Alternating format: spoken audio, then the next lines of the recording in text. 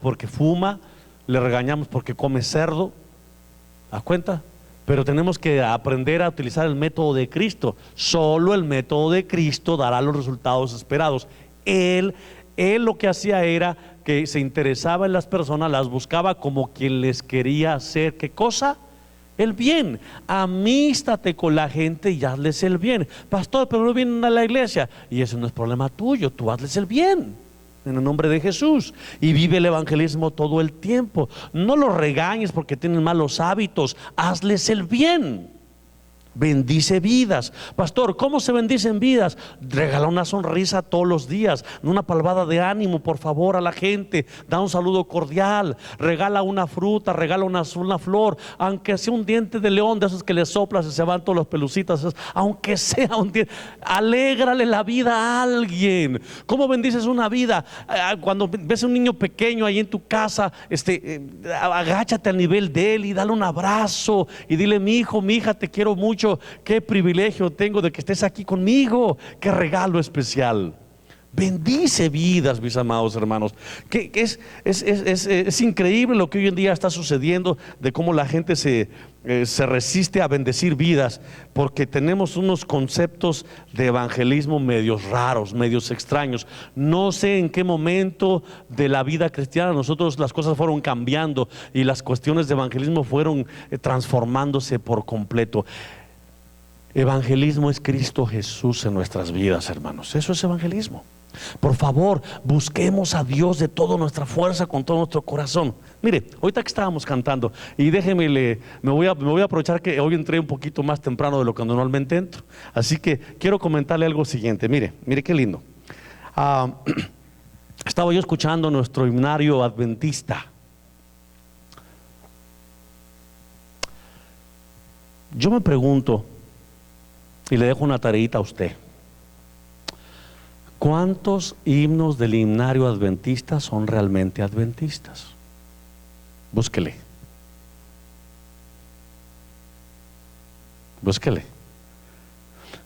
Y normalmente nuestro himnario adventista es un compendio de un montón de otros himnarios de otras denominaciones. Pero nosotros nos sentimos felices por nuestro himnario adventista, y está bien. En la iglesia de Federal Way, donde yo estoy, hay hermanos muy hábiles en la música y hay hermanos muy hábiles escribiendo. Y estos hermanos hábiles en la música y escribiendo, ellos se dedican a... Le dijo una hermana, fíjese que la próxima Santa Cena, que es allá el 4 de julio, sábado 4 de julio, se va a titular Las bodas de Caná. ¿Usted sería tan amable de escribir un canto y ponerle música? Y la hermana me dijo: sí, claro que sí, pastor. Y está escribiendo un canto especial, hecho ahí en la misma iglesia. La pregunta es: ¿qué impide que nosotros hagamos cosas propias para Dios? Cosas de aquí, que le compongamos un verso, una poesía, un cantito acá. A lo mejor no tenemos todas las habilidades musicales que la gente esperaría, pero ¿y quién ha dicho que tenemos que tener un instrumento para dedicarle algo a Dios? Se lo canto sin música, ¿no? Y se lo tarareo de la manera más linda y lo acompaño. Mire, hermanos, el enemigo ha sido tan astuto que él está buscando dividir a la iglesia como de lugar. ¿Y sabes cuáles son los temas favoritos del enemigo para dividir a la iglesia? La música. Allí llega y te dice: en mi país, allí en la Ciudad de México, en la iglesia central, nos enseñaron un seminario y queremos venir a la iglesia donde vamos a imponer mi país. Pero eso no es un buen punto de partida. El punto de partida es: piensa en Dios. Dios no va a dejar que se cree algo para Él que no conviene. Por eso es que te insisto en que salga de aquí mismo. Moda. Iglesias divididas. Te digo cómo se divide, cómo el enemigo está aprovechando el día para dividir iglesias. Predicadores. Pastor fulano de tal grabó una predicación ahí en California que dijo esto y esto y esto y esto, y a mí me gustó, yo estoy de acuerdo con el pastor. Y las iglesias se dividen y se van con fulano de tal pastor. y otra mitad se va con fulano de tal pastor. Como si nosotros fuéramos llamados a seguir pastores, hermanos. Nosotros no somos llamados a seguir pastores, somos llamados a seguir a Cristo Jesús. Ahora mire, le voy a poner un ejemplo sencillito antes de entrar directo al tema en esta noche. Mire, hay un canto muy lindo, por lo menos a mí se me hacía bonito. Lo cantábamos cuando más jovencitos ahí en la iglesia y lo pusimos como canto tema de un congreso de jóvenes. Éramos unos 1600 jóvenes ahí en Ciudad de México, en la iglesia central, en una federación de jóvenes, y el canto decía: unidos, unidos en tu nombre, unidos, pues en este mundo paz y amor tendremos.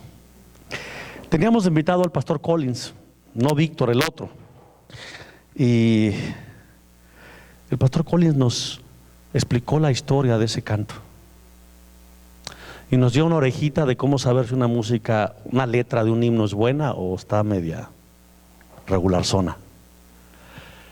Nos preguntó el pastor: oiga, el canto ese famoso de unidos, unidos en tu nombre, unido, ¿en qué momento habla de Jesús? Pues en este mundo paz y amor tendremos, iremos por el mundo cantando el amor, dice la letra original. Unidos, siempre unidos, tomados de la mano, iremos por el mundo cantando. Ya los cristianos agarraron, le pusieron cantándole a Dios, ¿no? ¿Sabes cuál? ¿Dónde tuvo su origen ese canto? En la época de los hippies, que predicaban, su premisa era amor y paz, y ellos iban predicando en el mundo amor y paz. Entrevistaron a Jesús Adrián Romero y le preguntaron: ¿tu música es cristiana? No. No, dijo que no, que era espiritual. Porque tú no puedes decidir, determinar si le está cantando a la novia, al amante, al esposo o a quién, pero a Dios no. Otra orejita. La música que se canta en la iglesia adventista, los himnos, deben ser de acuerdo a nuestra teología, ¿no? Están muy serios esta tarde. El enemigo va a intentar aprovechar toda rendija que se le abra para dividir a la iglesia. No permitan que se divida la iglesia, hermanos. La iglesia no está llamada a dividirse, la iglesia está llamada a predicar la palabra. El reino de Dios está cerca. Estamos en el tiempo del fin, que predicar el mensaje de los 3 ángeles, pero el evento de los eventos no es las obras del cuerno pequeño, no es la ley dominical. El evento de los eventos es la segunda venida de Cristo Jesús en gloria y majestad. Ese es el evento de los eventos. No le tengas miedo a Donald Trump, a las bolas de granizo del tamaño de un talento, a las plagas, a la economía terrible. No tengas miedo de nada de eso, eso tiene que suceder. Tú concéntrate en el evento de eventos, que es la segunda venida de Cristo Jesús. De paso, ¿por qué nos llamamos adventistas del séptimo día? Pues porque estamos esperando la segunda advenimiento de Cristo Jesús. Amén. Muy bien, miren, mis amados hermanos, yo quería dejar eso allí porque necesito que entendamos algunas cosas. El enemigo se nos quiere meter y nos quiere dividir. No se divida. Forme su consenso en oración, busque sus hermanos, tenga su comisión de música, escojan sus cantos, decidan objetivos. Por ejemplo, allá en Washington State tenemos nuestro campamento de verano y ya estamos trabajando. Todo el equipo de alabanza me lo han puesto en mis manos. Me dijo el coordinador: ten el equipo de jóvenes y tú eres responsable de escoger todos los cantos que se van a cantar en el campestre, todito. Y te escogimos 3 cositas bien interesantes, hermanos. Número 1, cuerpo. Y entonces empezamos cantando con: pon tus manos en las manos del Señor de Galilea, pon tus manos en las manos. Entonces estamos haciendo un movimiento con el cuerpo. No estamos bailando, pero estamos interactuando con la gente. Entonces esos son los primeros cantos. Y luego la parte del medio tiene que ver con esos cantos son alegres, no son tristes, son rítmicos, son alegres, no son de funeral. De paso, yo no me atrevería a llevar una canción muy alegre a un funeral, ¿no? Ni viceversa, a una boda. Aquí hay gente en forma de burla que a una boda le pone la marcha fúnebre, ¿no? Mis amados hermanos, tenemos que no permitamos que el enemigo se nos meta por allí. En oración, en ayuno, en unidad, en diálogo, planificamos juntos qué objetivo tenemos. ¿Qué objetivo tenemos? Y entonces ahí Dios nos va a bendecir. Pablo le escribe a los Corintios una carta muy interesante, segunda los Corintios capítulo 5 versículo 16. Vayamos a la Biblia, por favor. Segunda de Corintios capítulo 5 versículo 16 nos dice algo muy interesante, pero antes de leerlo quiero decirle lo siguiente. Mire, en la época de Pablo, especialmente en la iglesia de Corinto, hay un problema. Hay tres grandes predicadores en la época de Pablo. Un predicador en la época de Pablo es Pedro. Pedro es un predicador exquisito. Le encanta a la gente cómo predica Pedro, porque Pedro no utiliza papel escrito. Todos los sermones de Pedro tienen que ver con puras experiencias de Cristo Jesús. Cómo caminó él con él, cómo lo vio hacer el milagro. Y Pedro, cuando predica, le encanta a la gente, porque Pedro él no lee nada, lo dice todito de memoria. Él no tiene un sermón escrito, él está hablando de su experiencia con Cristo. Hay una experiencia muy linda que nosotros tenemos que aprender de Pedro. ¿Cómo es que tú y yo damos un estudio bíblico?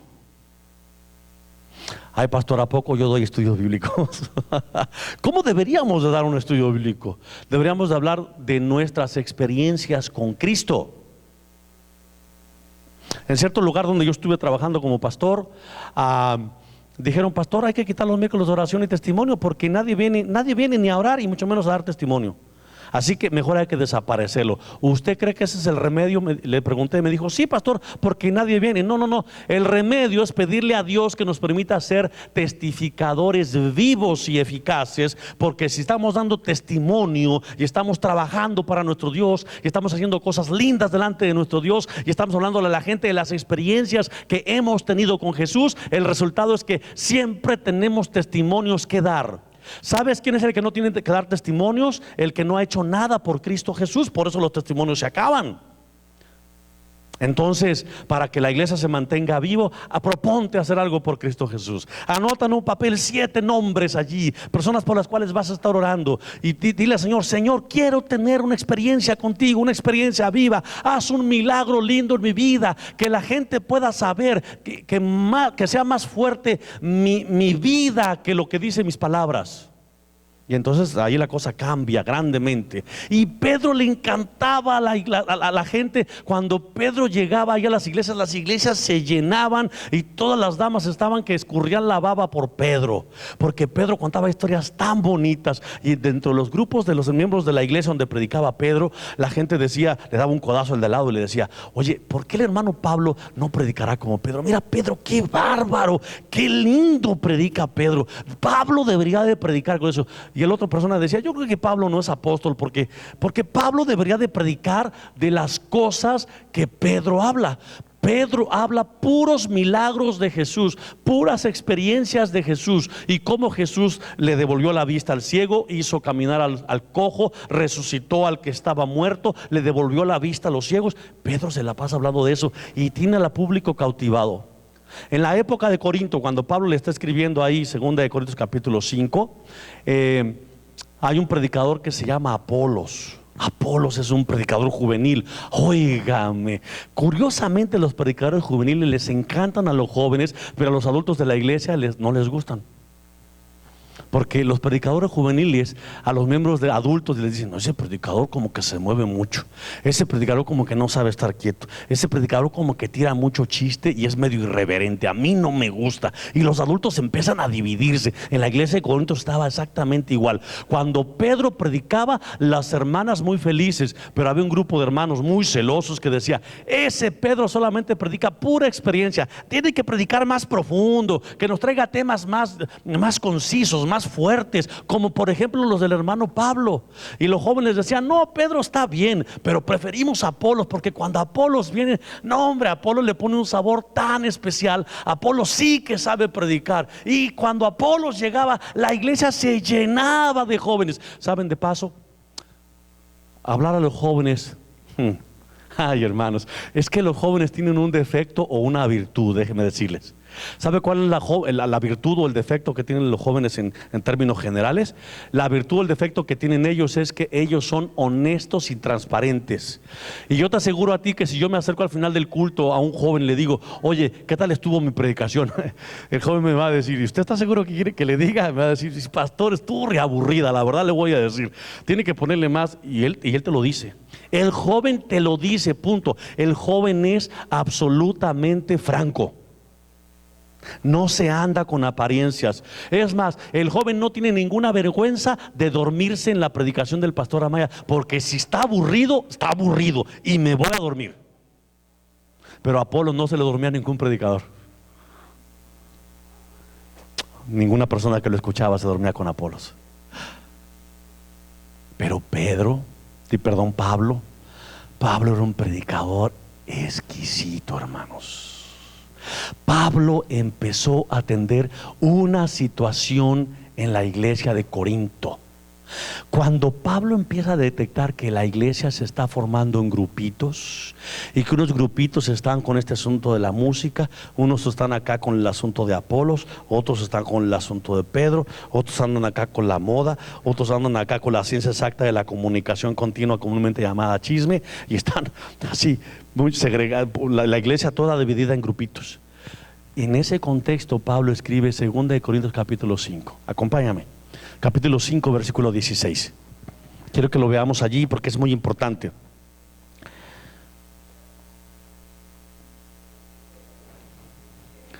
Segunda de Corintios, capítulo 5, versículo 16.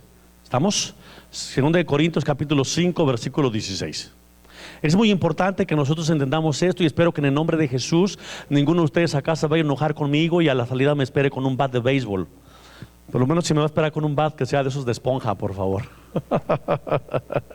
Segunda de Corintios capítulo 5, versículo 16 dice: de manera que nosotros de ahora en adelante ya no conocemos a nadie según la carne. Aunque hemos conocido a Cristo según la carne, sin embargo ahora ya, ¿qué cosa? A ver, hermanos, ¿qué quiere decir ese versículo? De manera que de ahora en adelante ya no conocemos a nadie según ¿qué cosa? Primer requisito para que las iglesias no se dividan: no andes pensando en las acciones de la carne, porque manifiestas son las obras de la carne: pleitos, contiendas, enemistades, chismes, la lengua y la boca de cocodrilo de este tamañote. Esas son las obras de la carne. Si tú no quieres que tu iglesia se divide, deja de estarte fijando en las obras de la carne. Tienes que fijarte en las obras del Espíritu. Es muy importante. Manifiestas son las obras del Espíritu: gozo, paz, paciencia, benignidad, bondad, amor, fe. Entonces, y todavía termina diciendo: y contra tales cosas no hay ley. Oye, ¿cómo es que no hay ley, pastor? Pues claro, tú vives en los frutos del Espíritu Santo y la ley de Dios no tiene efecto sobre ti porque no estás acariciando el pecado. ¿Qué pecado te va a señalar la ley de Dios si andas en los frutos del Espíritu? ¿Te das cuenta? No hay manera. Pero entonces cuando empiezas a andar solamente fijándote en las obras de la carne, empiezas a defender la ley de Dios, pero al mismo tiempo que la estás defendiendo, te vuelves un acusador de tus hermanos, y te vuelves un criticón, y te vuelves alguien que es insoportable. Pero lo estás haciendo según tú, para proteger el buen nombre de la iglesia. Dice el apóstol Pablo en ese contexto: mientras la iglesia estaba dividida, unos eran de Pablo, otros eran de Apolos, otros eran de Silas, y ahí estaba la iglesia todita dividida en grupitos y todo el mundo. Ya me imagino acá en nuestros días, unos son de Segarra, unos son de Gambetta, unos son de por allá, y todo el mundo dividido y peleándose unos con otros. No, déjense de cuentos. Al otro día se me acercó una persona y me dijo: pastor, nosotros podemos confiar todavía en los administradores, me dijo. Y dije: hermano, yo sé que puedo confiar todavía en Dios, porque Dios no ha abandonado su iglesia. A mí no me importa si el administrador se equivocó, si lo hizo bien, si lo manejó bien, si lo manejó mal. Eso es problema de él con Dios. Mi problema con Dios es ser fiel a Dios. Ese es mi problema. Y Pablo dice: de ahora en adelante ya no conocemos a nadie según la carne, sino según el Espíritu. Y si a Cristo lo conocimos según la carne, ahora dice: ya, ¿qué cosa? Ahora entonces, ¿cómo le conocemos, hermano? ¿Cómo es que nosotros, los adventistas del séptimo día, cómo nosotros los que estamos viendo esta semana la campaña de Más Esperanza, conocemos ahora a Cristo Jesús? ¿Qué espera Cristo Jesús de nosotros? ¿Cómo podemos hacer? Mire qué interesante. El enemigo odia a Dios de una manera muy importante, y uno de los mayores objetivos que tiene él es que tú y yo no tengamos la imagen de Jesús poderoso, de un Jesús que está vivo, de un Jesús que tiene poder para restaurarnos, para perdonarnos y llevarnos y conducirnos a la victoria. El enemigo está muy preocupado porque tú y yo no entendamos eso, mis amados. Ahora mira qué interesante, mira lo que ha hecho. Permítame ponerte un ejemplo. Vamos a suponer, voy a poner el ejemplo conmigo para que se aplique bien y no vaya yo a ofender a alguien acá sin querer. Imagínate por un momento que yo voy en mi carro con mi madre, mi mamá carnal, y tenemos un accidente de tránsito y el vehículo queda destrozado y mi mamá queda con el rostro absolutamente desfigurado, irreconocible. Entonces yo agarro mi cámara fotográfica y le tomo una fotografía al rostro de mi madre ensangrentado, hecho pedazos, irreconocible, y mando a hacer 5,000 millones de copias y las distribuyo por todo el mundo. Te pregunto, ¿qué pensarías tú de mí?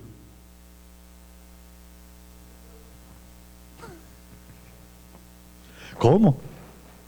¿Que estoy loco? Deme 5 aquí, mi hermanita. ¿Cuántos están de acuerdo con la hermana en que yo estoy loco? Miren, mis amados hermanos, yo quiero que de una manera muy simple, muy transparente, muy sencilla, podamos comprender lo que el enemigo de Dios ha hecho y está logrando en el mundo cristiano hoy en día. Y nosotros nos están pasando el strike por enfrente de nosotros y ni cuenta, ni la bola vimos, hermano. Pero el umpire sí gritó strike. Mire, hermano, el enemigo ha puesto en el mundo cristiano la imagen de Jesús ensangrentado, crucificado, sin fuerza, derrotado, demacrado, y le ha sacado miles de millones de copias y las ha distribuido por todo el mundo. Ese Jesús ensangrentado ni siquiera tuvo poder para bajarse de la cruz y salvarse él mismo. Eso es lo que el enemigo ha hecho. Y el mundo cristiano reconoce a ese Jesús y dice: ese es mi Salvador. Párate un momentito. ¿Tú sirves a un Jesús ensangrentado o a un Jesús vivo?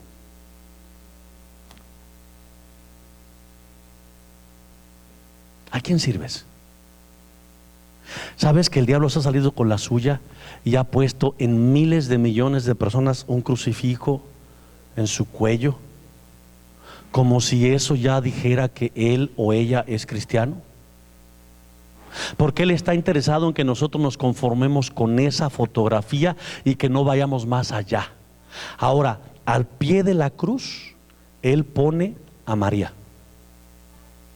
Jesús no puede hacer nada por ti porque está en la cruz, pero María puede hacer todo por ti porque está al pie de la cruz. El enemigo ha sido astuto, muy astuto, y nos está envolviendo a todos paulatinamente, y nos está moviendo la hamaca y nos está cantando una canción de cuna, y estamos dormiditos, bien rico. Ay, qué rico nos mece el enemigo. Y no nos damos cuenta que nuestro Dios está vivo. Las dos fiestas principales del cristianismo moderno tienen que ver una con Semana Santa, con solamente la pasión de Cristo.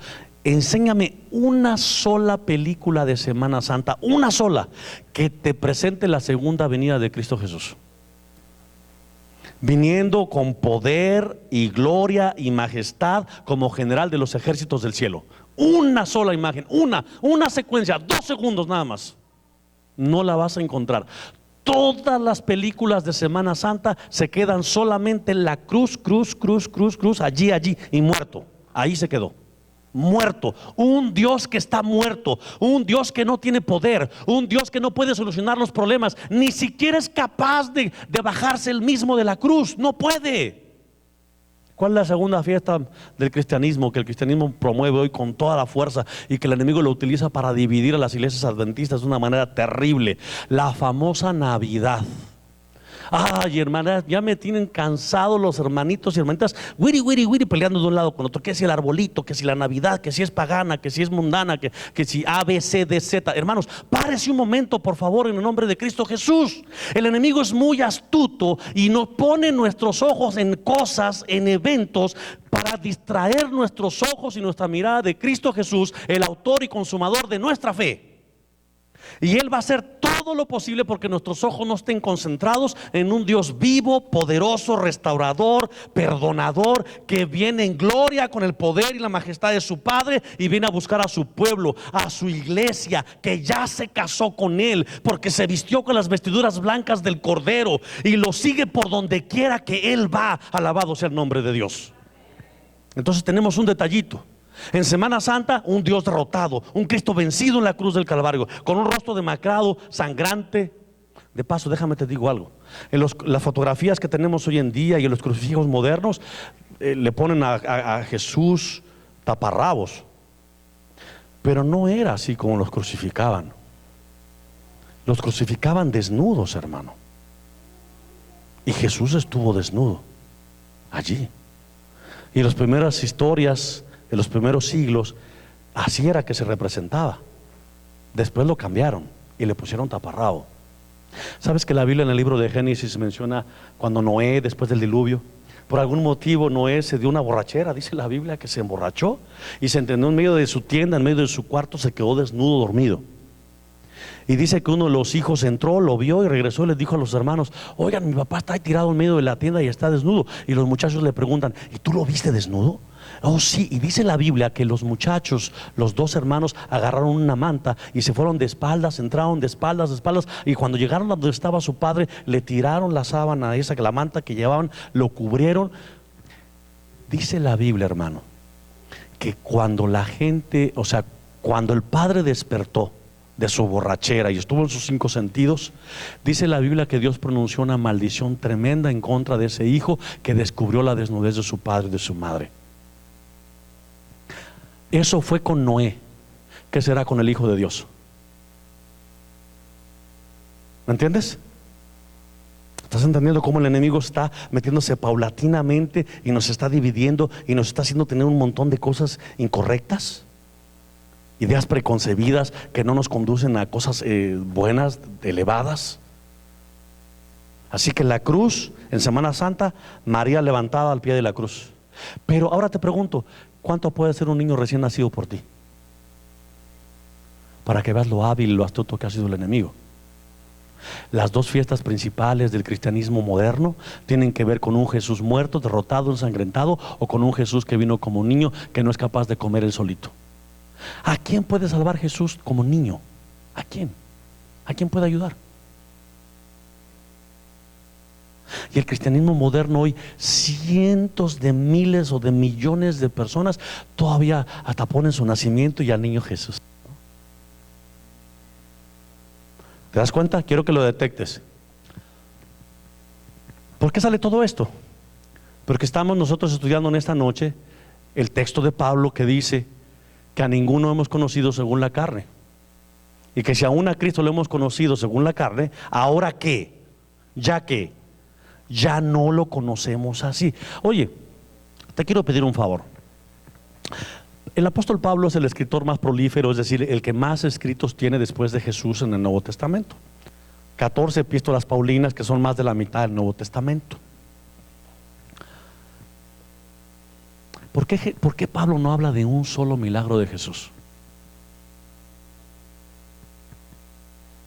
No habla. Los evangelios puros milagros, pero Pablo no. ¿Por qué? ¿Por qué Pablo no está interesado en los milagros? ¿Por qué? ¿Por qué Pablo no está interesado en que la gente que devuelven la vista, que pueden caminar. ¿Por qué no es eso lo que está interesado Pablo? Porque Pablo está detectando un problema en la iglesia, y el problema es que la iglesia no está comprendiendo que la victoria está en reconocer que Cristo Jesús está vivo, y que Cristo Jesús no llegó a la culminación de su poder. Su obra no terminó en la cruz, su obra continúa después de la cruz, y su poder continúa disponible para ti y para mí, para transformar nuestras vidas, porque Cristo Jesús está vivo.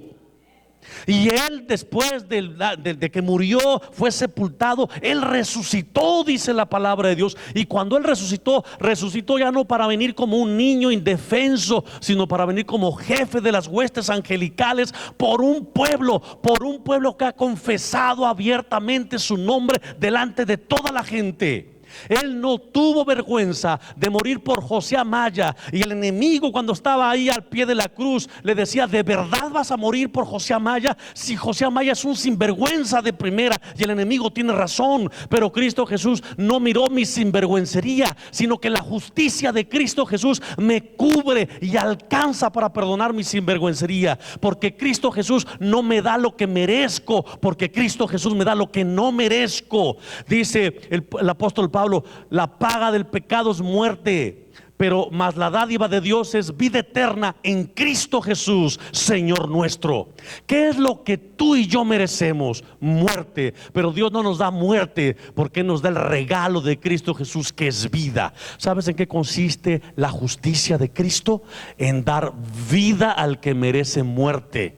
Entonces, ¿con el permiso de quién nosotros podemos y nos atrevemos a condenar a alguien porque decimos que no tiene las cualidades para estar en orden con Dios? Ahora, no te confundas. Yo no estoy diciendo que las normas cristianas acá no son importantes. Claro que lo son, pero el énfasis no puede estar en las normas cristianas sin Cristo. El énfasis tiene que estar en Cristo Jesús, y las normas cristianas se van a guardar solitas.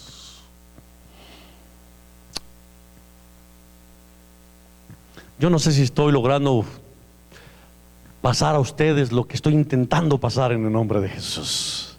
Quiero que comprendas lo que significa que ya no conocemos a Cristo según la carne, sino el Espíritu. Acompáñame al libro de Éxodo, por favor. El tiempo se nos ha ido casi por completo, pero me quedan unos minutitos y los voy a aprovechar al máximo que yo pueda. Éxodo capítulo 20.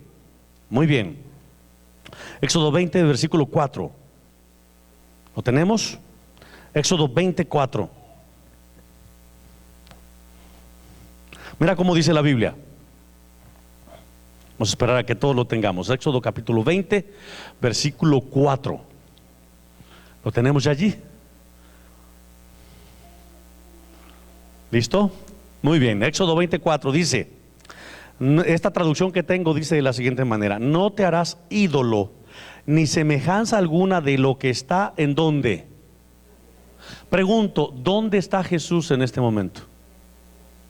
¿Y qué es lo que prohíbe el mandamiento? No te hagas imágenes aún de quién, de Jesús, que está en ¿dónde? ¿Te das cuenta qué interesante? Y el enemigo ha sido tan astuto que una de las imágenes principales del cristianismo es hacerse una imagen de Cristo. Qué interesante. Mira cómo sigue diciendo el mandamiento: ni cosa alguna que esté arriba en el cielo, ni abajo en la tierra, ni en las aguas debajo de ¿dónde? No estamos hablando de una fotografía, hermanos, es más que eso. Cuando hablamos de un ídolo es para rendirle adoración. Yo tengo la fotografía de mi abuelito, pero yo no le rezo a mi abuelito, por lo tanto yo no lo estoy adorando, ¿ves? Yo no me hinco delante de la foto de mi abuelito, ¿ves? Solamente Cristo Jesús es digno de la adoración, de la alabanza y de la gloria.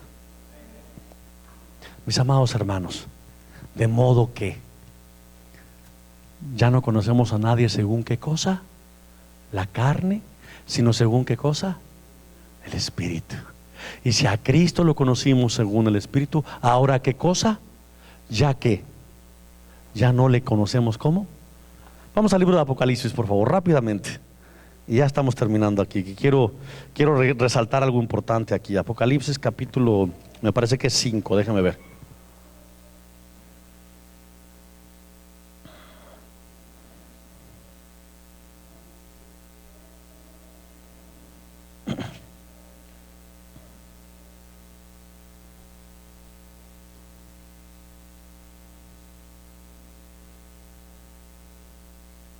capítulo 4, versículo 12 en adelante. Quiero que tu vista ahora se fije inmediatamente, por favor, en lo que el Dios del cielo describe a través de su apóstol Juan, de cómo es Jesús. Ya no el Jesús que está en la cruz, sino el Jesús espiritual. Quiero que lo veas. Al instante estaba yo en el espíritu y vi un trono colocado en el cielo y uno sentado en el trono. Y el que estaba sentado en el trono era aspecto semejante a una piedra de jaspe y sardio, y alrededor del trono había un arco iris de aspecto semejante a la esmeralda. Y alrededor del trono había 24 tronos, sentados en los tronos 24 ancianos vestidos de ropas blancas con coronas de oro en la cabeza. Del trono salían relámpagos, voces, truenos, y delante del trono había unas 7 lámparas de fuego ardiendo, que son los 7 espíritus de Dios. Y te sigue diciendo, describiéndote cómo es el trono de Dios. Y el libro de Apocalipsis, cada vez que habla de Jesús, ya no como crucificado ni como niño, te lo va a presentar como llama de fuego, como un anciano de días, el libro de Daniel y de Apocalipsis, y te lo presenta poderoso, majestuoso, con una mirada refulgente como el sol del mediodía, dice. ¿Te das cuenta? Es decir, mis amados hermanos, por favor, en esta tarde, en esta noche, casi al estar terminando nuestro ciclo de más esperanza, quiero que comprendas lo siguiente, mi hermano. No es tiempo de fijar nuestros ojos en nuestro hermano que está al lado de nosotros. Es tiempo de poner nuestra mirada en Jesús, que está vivo y que viene por nosotros. Pero pastor, ¿cómo le hago, pastor? Mira, ahora déjame ponerte algún ejemplo muy sencillo, porque es muy importante que lo podamos entender en esta noche. En X lugar había un miércoles de fe, le llamaron miércoles de fe, miércoles diferente. Y era un miércoles juvenil. Y al principio de la predicación, el predicador pasaba así por el medio del pasillo en una patineta, literalmente. Y pasaba con una gorra y unos lentes. Y yo cuando vi eso dije, ¿y esta falta de respeto qué es? Porque no se supone que la gente venga vestida a ser la casa de Dios. Hermanos, jóvenes, iglesia, amigos y amigas, tenemos que tomar decisiones importantes delante de Dios.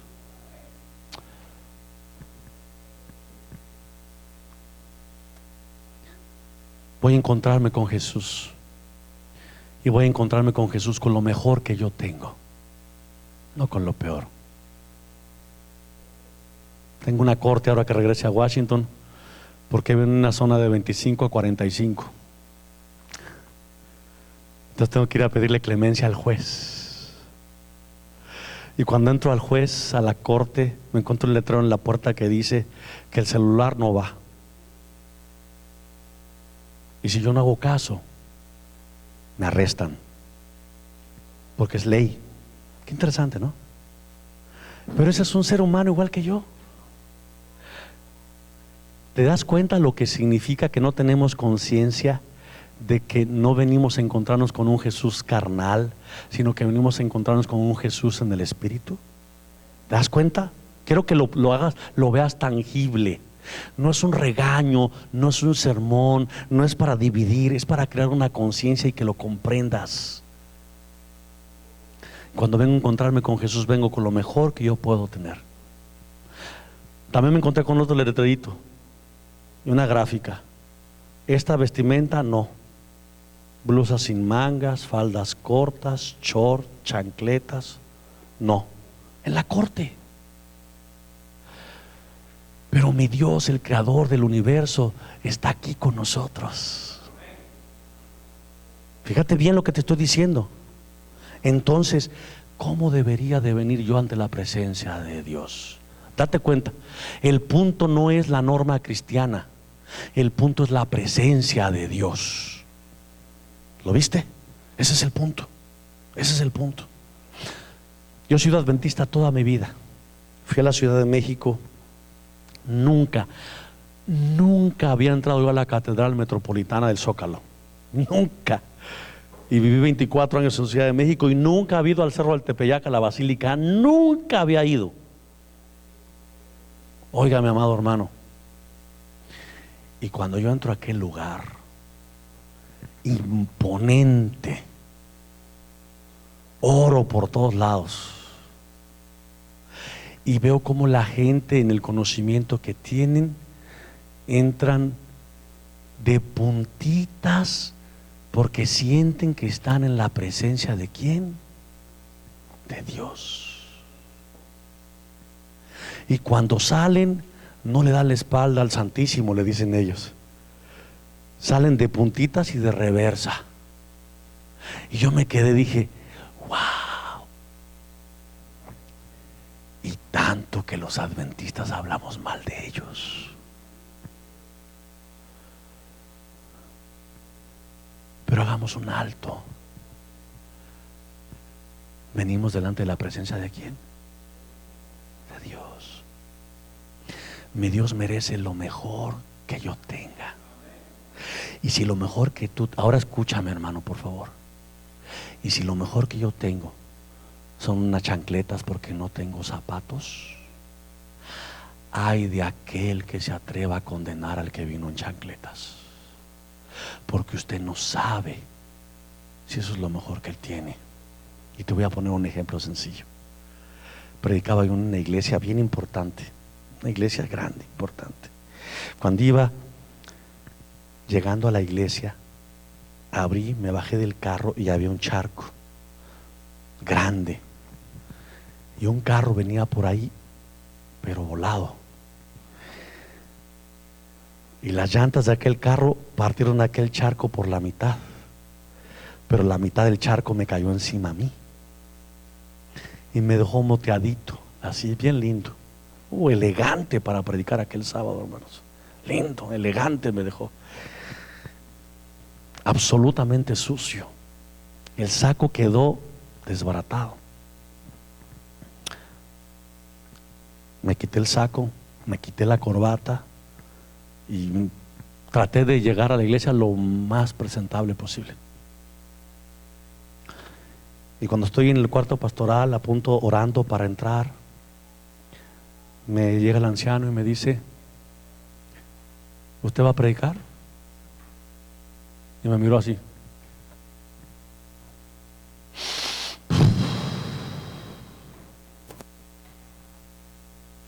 Usted no puede predicar así. Y yo los miré a toditos.